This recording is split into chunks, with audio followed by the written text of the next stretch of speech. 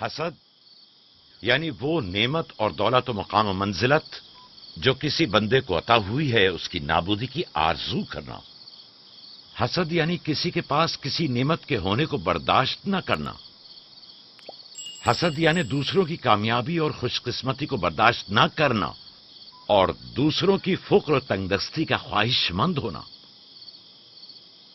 अब तुम में से कोई बताए कि हासिद किसे कहते हैं?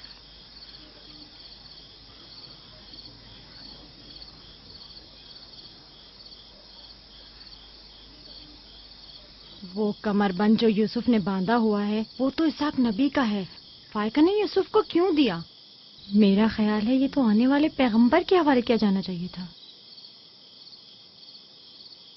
यानी हासिद का दिल नहीं चाहता कि लोगों के पास कोई नेमत हो।